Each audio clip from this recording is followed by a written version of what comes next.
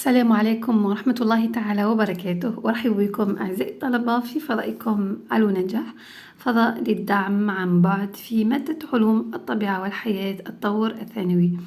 الفيديو تاعنا تاع اليوم ما راح تكون تمرين، راح تكون نصائح وتوجيهات مهمة جدا ليوم الامتحان. ركزوا مليح في الفيديو، يعني هذا الفيديو درتها بس كاين تلميذ يعني احمد بن تيميه، نحط لكم الصوره تاع الكومونتير تاعو، كان عنده مشكل يعني في اختيار موضوع الامتحان في الامتحان التجريبي. دونك كانت هذه فرصه باش نعطيكم هذه النصائح. مشاهده ممتعه.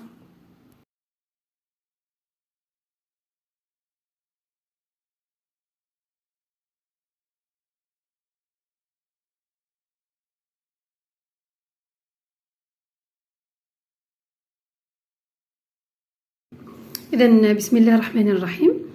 قبل ما نبدا في التوجيهات المهمه اللي راح نقدمها لكم، يعني راح نقول لكم التلاميذ اللي ما يحبوش يسمعوا، يحبوا يعني الفيديو يكون قصير الى اخره، هذا الكلام يعني كلام مهم جدا راح يطرح في هذا الفيديو، لا يقل اهميه عن التمارين اللي دائما نتوما تحوسوا عليهم، لانه اذا ما عرفتش تخير على بالكم بلي اختيار موضوع البكالوريا راهو 80% من النقطه تاعك. يعني اذا احسنت الاختيار دوك العلامه تاعك حتكون 15 والفوق، اذا اسأت الاختيار العلامه تاعك حتكون تحت 10.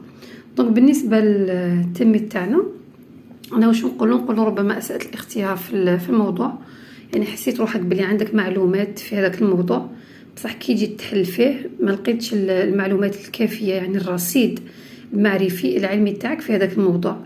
هذه من جهه، ولا من جهه اخرى يعني دائما نقولك بانه مجله الاستاذ القدير ابو الريش، يعني يعطيه الصحه، يجعلها في ميزان حسناته، والتمارين اللي يقدمها للتلاميذ ليست مقياس دائما على انه راك متمكن من كل تمارين العلوم الطبيعيه، لانه يقدر صحيح في السنوات السابقه يعني طرحت بعض المواضيع اللي كان اقترحها الاستاذ ابو الريش، اللي كانت مترجمه يعني لبكالوريات اجنبيه، كانت مترجمه. يقدر هذه السنه يعني يجيكم موضوع ما عندوش علاقه بمجله ابو الريش. دونك على هذيك انا نقول لتلاميذي، نقول لهم يعني في ليكور راكم تقراو في الدروس الخصوصيه، التلميذ ماشي نحفظوا 1000 تمرين 2000 تمرين، يجي تمرين في بكالوريا جامي تلاقى به، دونك راح يبلوكي، دونك ما يقدرش يحل التمرين تاعو. على ديك لازم في العلوم الطبيعيه دائما كما قلت لكم يعطيو لكم مشكل جديد، والتلميذ طبعا واش رايح يدير في الكفاءه تاع المنهج تاعنا، يكون التلميذ تاع سنه ثالثه ثانوي قادر على ايجاد حلول منطقيه لمشاكل متعلقه بصحته او صحه محيطه. دونك انت راح يتم امتحانك في هذا الكفاءه.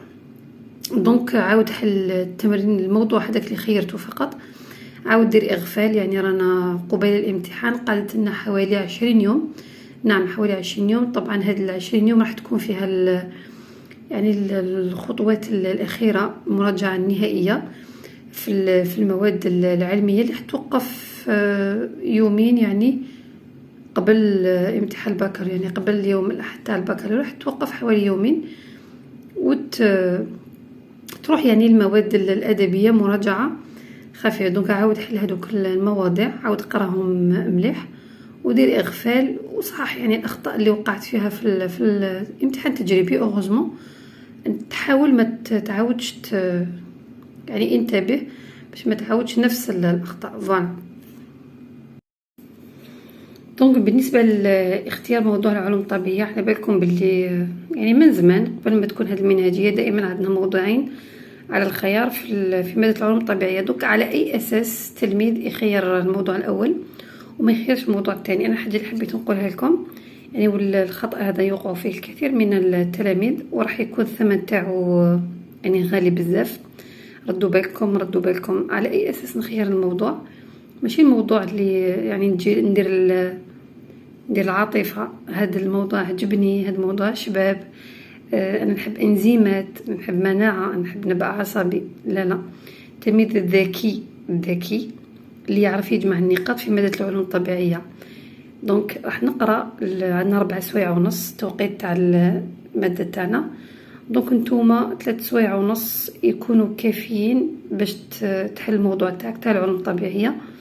عندنا التمرين الاول 5 نقاط راح تحلو في حوالي 45 دقيقه، التمرين الثاني والثالث في حوالي ساعه، والثالث ساعه 10 دقائق. تكون هكذاك حليت ونقلت يعني التمارين تاعك. دونك الموضوع على اي اساس غنخيرو؟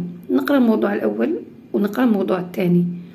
دونك كي نكون نقرا في نفس الوقت القراءه تاعي راح نبدا نشوف الاسئله. هذا السؤال في راسي نعرفه ما نعرفوش، كاين بيانات، كاين رسم، نص علمي حول العلاقه بين المورثه والنمط الظاهري المورثه ووظيفه البروتين الى اخره. دونك نعرف ما نعرفش نكوشي. دونك نعرف راح نكوشي علامه صح. هذا السؤال عرفته. دونك السؤال اللي ما نعرفوش غنكوشي ندير كخوا قدامه فوالا ما عرفتوش. ممكن نكمل كامل الموضوع الاول. الموضوع الثاني نروح نحسب العلامات تاع الصح والعلامات تاع الخطا. السؤال اللي ما تعرفوش تجاوبوا عليه ديروا قدامه علامه اخرى، يعني غير هاد العلامتين ومن بعد احسب. دونك الموضوع الاول لقيت فيه باغ اكزومبل عندي 16 علامه كامل نعرف نجاوب عليها. الموضوع الثاني عندي فيه مثلا 9 علامات اللي عرفت نجاوب عليه. دونك اكيد انه راح تخير الموضوع الاول. دونك مالغري الموضوع الاول ما عنديش علاقه به، يعني طاحت لي باغ اكزومبل المناعه وانا نخاف من المناعه، دونك هذا ليس مقياس نخير هذا الموضوع. طاح لي نبأ عصبي وانا نخاف من النبأ العصبي ولا ما نحبش النبأ العصبي. التلاميذ بزاف يقولوا استاذ النبأ العصبي ما نحبوش. دونك هنا ماكش جاي تحب ولا ما تحبش، تكره ولا ما تكرهش، راك جاي باش تجمع النقاط، لانه في الاخير النقطه تاعك تاع العلوم الطبيعيه لك حاب تحصل عليها حتكون اكثر من 15. دونك راح نجمع نقاط. التمرين الاول 4 نقاط، التمرين الثاني 6 نقاط، التمرين الثالث 5 نقاط، وهكذا تجمع. لانه حنا عندنا باغيم، والباغيم هذاك بالنسبه كذلك الموضوع اللي راح تخيره. دونك كي تشوف الموضوع ماشي نشوف تمرين اول، يعني هذاك التمرين تلقيت به مثلا حطته الاستاذه في اليوتيوب نفسه، يعني هذاك التمرين جاني في الباكالوريا، نروح نجري هذاك هو الموضوع اللي راح نخيره بلا ما نخزر التمرين الثاني والتمرين الثالث. لانه التمرين الثاني والثالث راح يكونوا مثلا ما راحش يكون في متناول تاعك، ما راحش يكون مثلا من الوحدات اللي ركزت عليها خاصه هذه السنه. يعني انا متفائلين ان شاء الله عندكم ال5 وحدات الاولى اللي هي التخصص الوظيفي البروتين، اللي هو مجال مهم جدا. دونك اذا ركزت مليح على هذا المجال تاعك وقريت يعني المعلومات وعندك منهجيه، اكيد راح تكون عندك حظوظ كبيره. دونك ماشي نشوف تمرين نروح نخير على جالو الموضوع ونهمل التمرينين الثاني والثالث. لازم تكون عندي يعني اون جينيرال بين التمارين الثلاثه نكون يعني ديباسيت 50% في حل هذا الموضوع.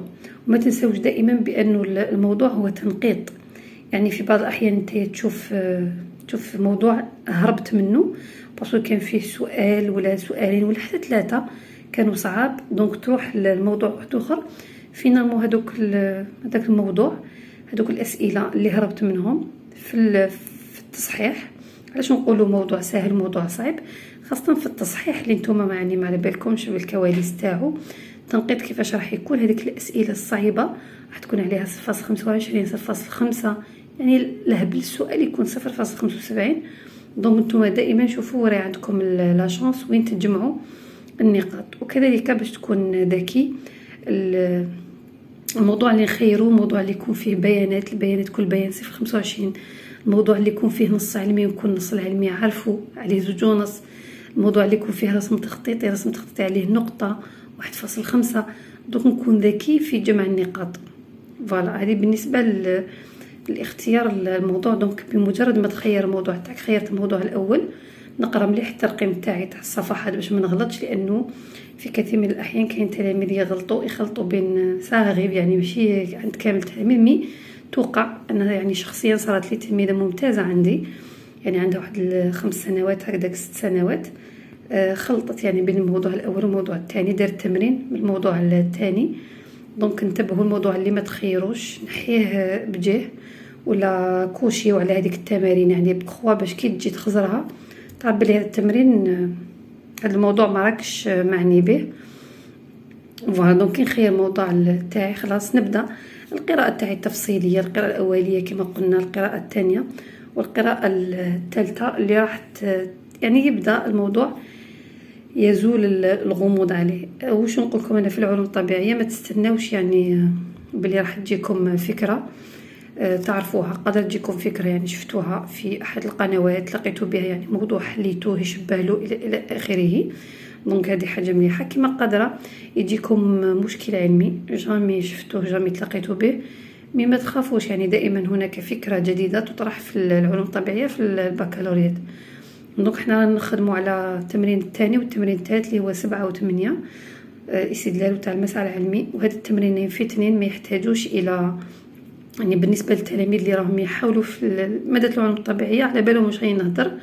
هاد زوج تمارينات اللي عليهم شوفوا 8 و7 15 نقطه لا تستدعي الحفظ. يعني اذا كانت عندك منهجيه وعندك مسعى علمي وكنت تلميذ مواظب يعني على حضور الدروس تاعك، كنت تتبع معك يعني مع الاستاذ تاعك في القسم، اكيد انه تكون قادر. هاريك واش قال لك انت تكري لي سوليوشن، تخلق الحلول لهذاك المشكل العلمي. كما قلت شوفوا دائما اقترح حلول في النهايه تاع المواضيع، لانه دير في بالك بلي عندك مشكل في كل التمارين. مشكل اما المشكل يكون ظاهر ولا يكون غير ظاهر، عندك مشكل علمي وانت جاي باش تحل هذاك المشكل العلمي من خلال مسعى علمي اللي هي الخطوات تاع المسعى العلمي عادي اللي احنا نبداوها من المشكل تاعنا الفرضيات التقصي والتحقق حتى نلحقوا الاستنتاج العام اللي نخرج به النتيجه.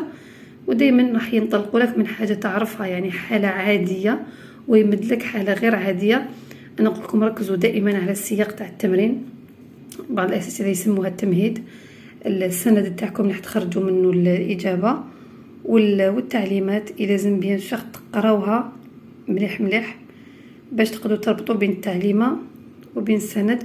والسياق تاعكم هنا في البدايه راح هو اللي حيوجهك وحيقول لك هذا التمرين واش يعني المحتوى تاعو، الفكره المطروحه فيه واش راح تكون. فوالا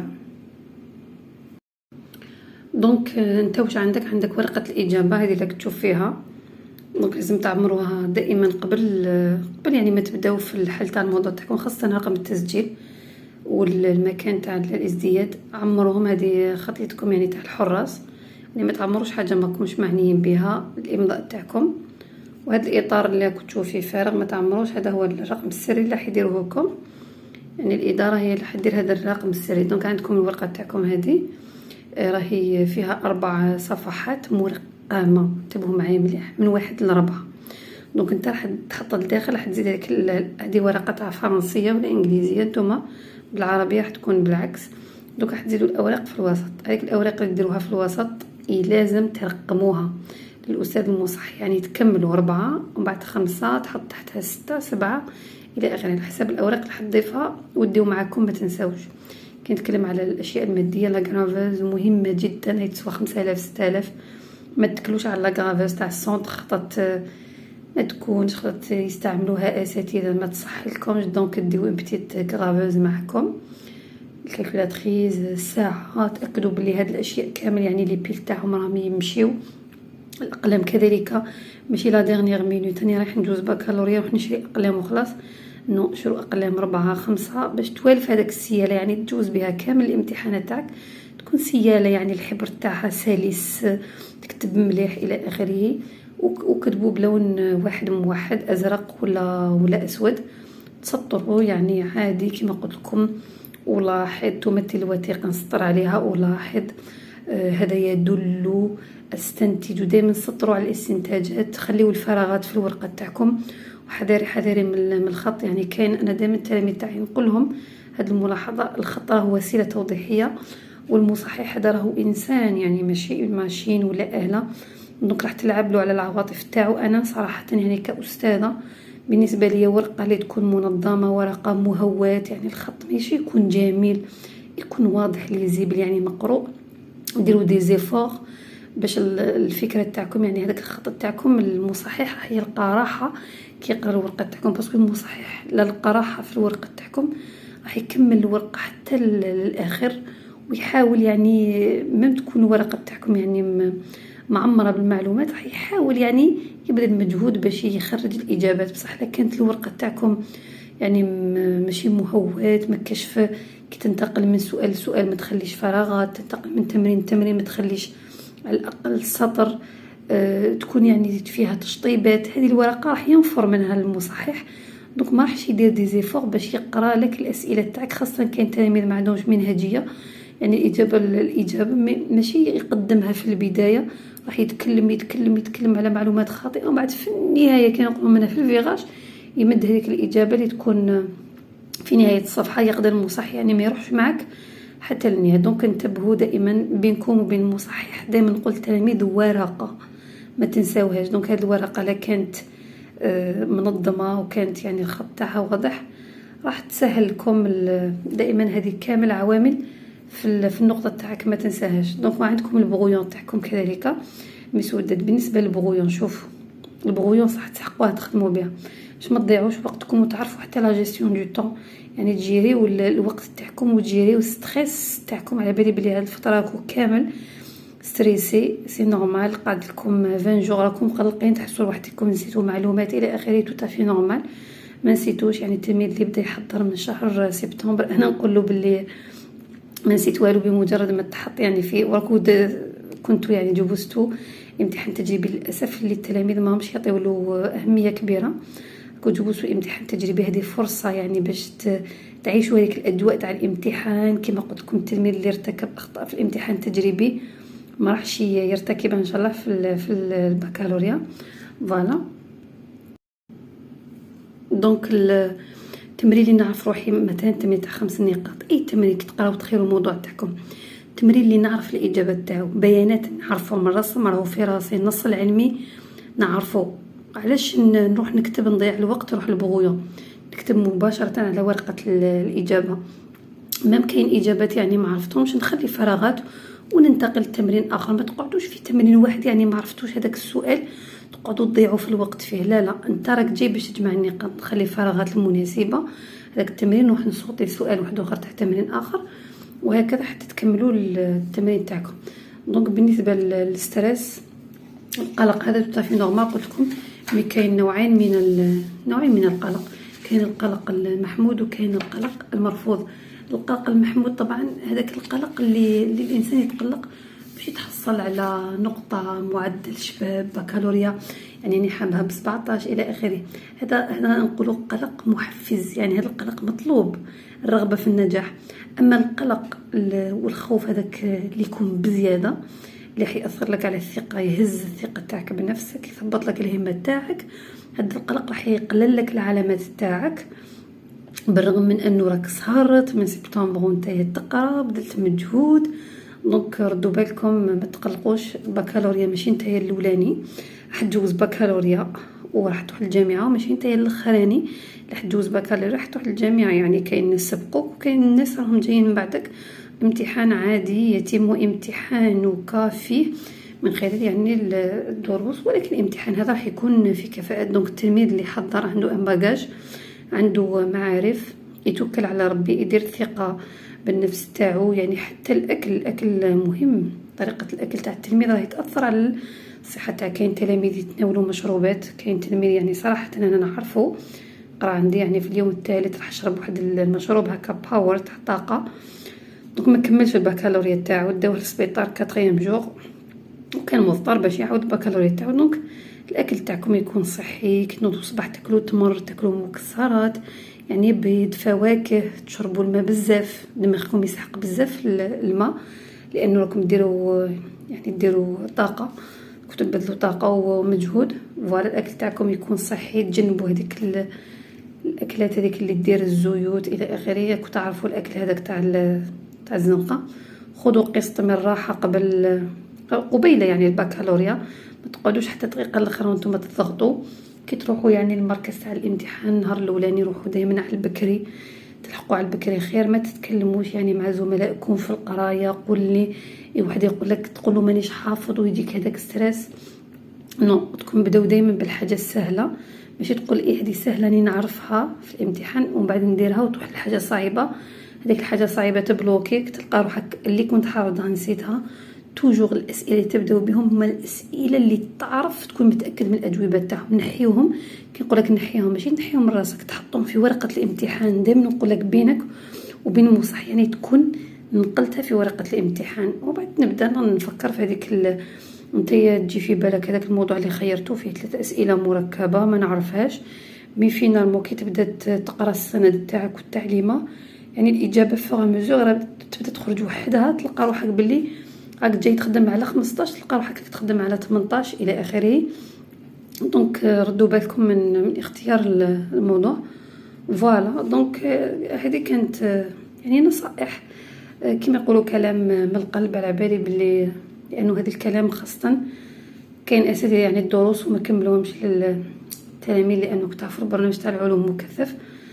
الوغ الجانب النفسي، هذا الدعم النفسي مهم جدا. انا يعني نفضل دائما 10 دقائق 5 دقائق في القسم، دائما نذكروا التلميذ بهذه الاشياء يعني باش ترسخ في الذهن تاعو. في النهايه ان شاء الله نتمنى لكم التوفيق والنجاح يعني الكامل اللي راهو داير هدف يعني اوبجيكتيف في راسو باش يلحق ليه، والمعدل هذاك يلحق كما يلحقوا الناس وحده خير يلحقوا انت ثاني تقدر تلحق. دونك دير ثقه في نفسك.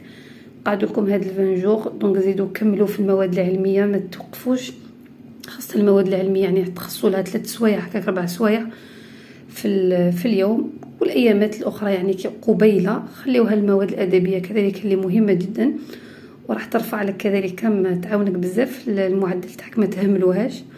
فوالا توكلوا على ربي وديروا ثقه بانفسكم وراجعوا المراجعه تاعكم مليح، رقدوا مليح، كلوا مليح، وان شاء الله يعني ربي يسهل. يعني انا متفائلين ان شاء الله هاد السنه. فوالا دونك كانت هاد الفيديو هي فيديو تحفيزي لانه على بالكم بالعامل النفسي مهم جدا في الامتحانات. دونك نتمنى لكم التوفيق ونتلاقاو ان شاء الله في فيديو اخر. قعدوا دائما في المتابعه. مع السلامه.